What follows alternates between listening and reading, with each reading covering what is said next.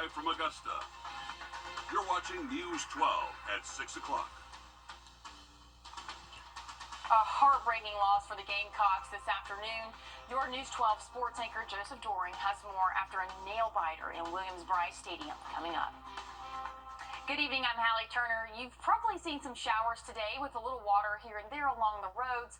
Skies are still cloudy and gray out. Emily, what are we looking to see tonight?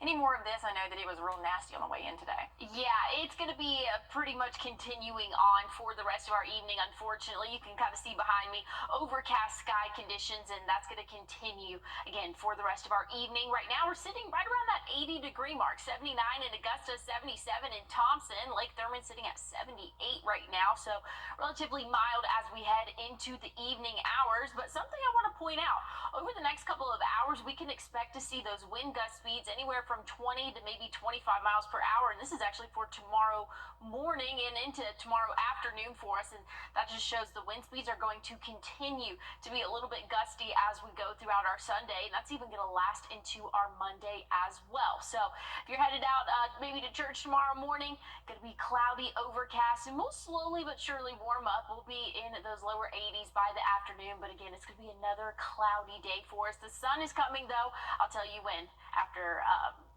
we get to full weather. Thanks, Emily.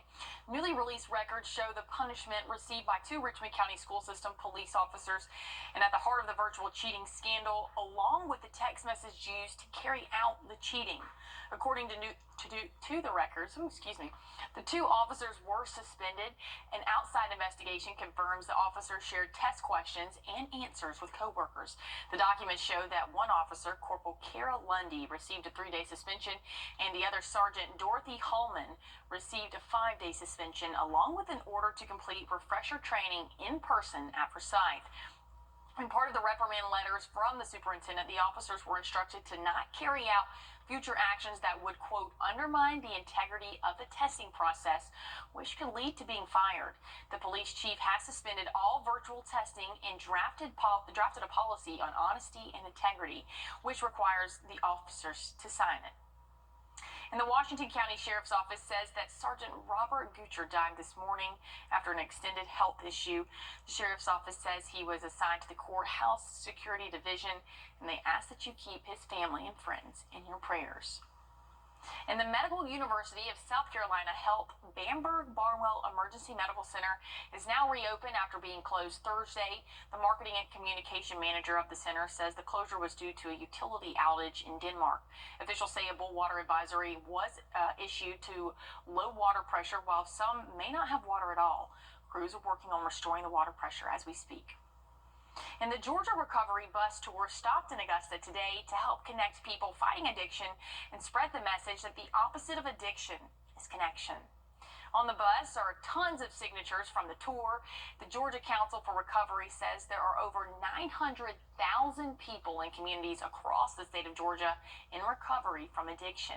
Leaders say it's the leading cause of death for people 18 to 45 across America, including the state of Georgia. But the statewide tours combines serious policy conversations with ways that show recovery is real.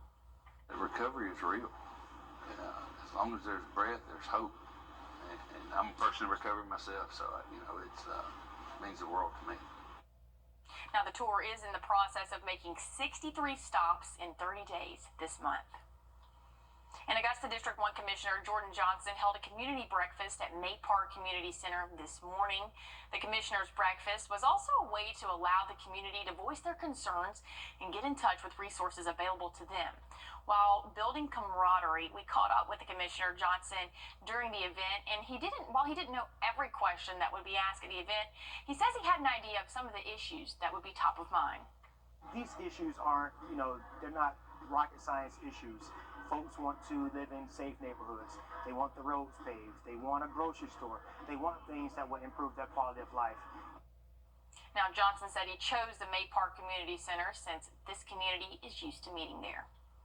And the Department of Justice has approved the City of Augusta as part of the Violence Against Women Reauthorization Act of 2022, meaning the Justice Department, Alcohol, Tobacco, and Firearms, and other offices will partner with the area to help develop a plan to reduce and help prosecute domestic violence incidents. You can read more about the approval on Wrdw.com. And there are now 52 days until Election Day and Home Depot is set to nearly pay $2 million to settle a civil enforcement claim from California district attorneys. The attorneys claim that Home Depot engaged in false advertising and unfair competition. The complaint said that when people at Home Depot brought an item to check out, they would be charged more money than what was written on the shelf tag or for the item itself. Home Depot has not commented on a response. Now, the early rain and clouds did not stop the 5th annual Meet a Machine event at the Augusta Regional Airport today. September is Childhood Cancer Awareness Month, and the proceeds from the Meet and the Machine event help benefit children. Hospital Miracle Network all across our area. The airport people, those in the airport, were able to interact with different trucks and machines from EMS vehicles to aircrafts. We as the airport, we love to provide community events. We want everybody to come out and look at our facility, learn more about the airport. We cannot be successful without the community, so this is our way of giving back. And if you're looking for evening plans tonight, the Hispanic Festival is happening in downtown Augusta tonight until 11.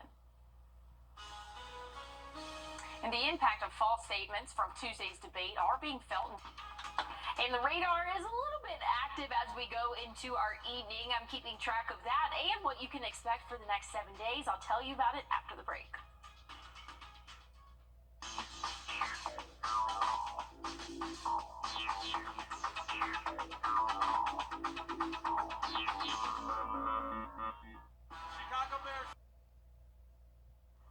Taking a look now over downtown Augusta, and again, the Hispanic Festival runs until 11 this evening. Emily, if our friends are headed out there tonight, are they going to need an umbrella, rain jacket, or are things going to be pretty dry?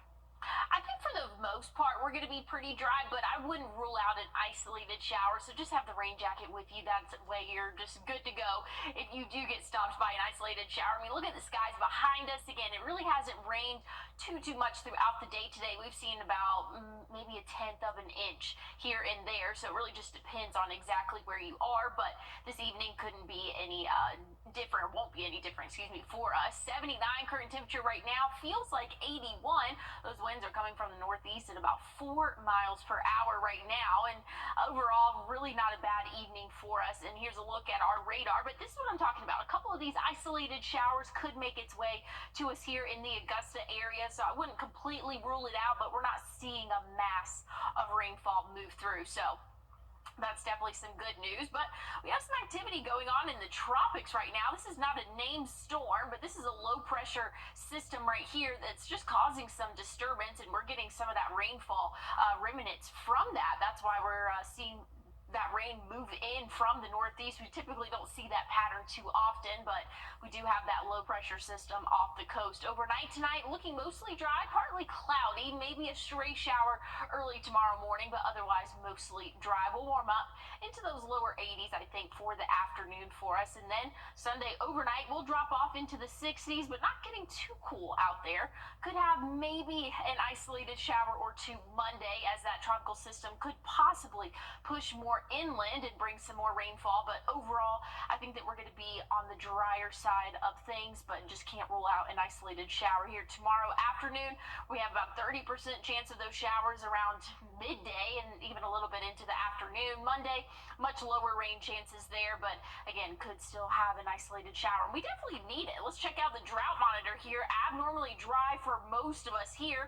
Some spots are seeing some moderate drought conditions, even a little patch of severe drought conditions in the CSRA, and so we had some major relief from Hurricane Debbie, but now things have started to dry back out for us. So here's a little bit of a closer look where we can see even moving into Columbia, Edgefield counties are seeing that moderate drought conditions for us. So here's what we're looking at tropic wise. We are in the most active month of the season. We're seeing some tropical activity again off the east coast for us, and then we also have tropical storm Gordon out here in the Atlantic, looking to be a fisherman storm. Shouldn't be causing any issues to landfall there, so that's definitely some good news. Let's look at the next 7 days. Really not too bad. Isolated shower or two. We're going to see the sun though by the middle of the week. Definitely holding on to that. Some warmer temperatures by the end of the week and into next weekend.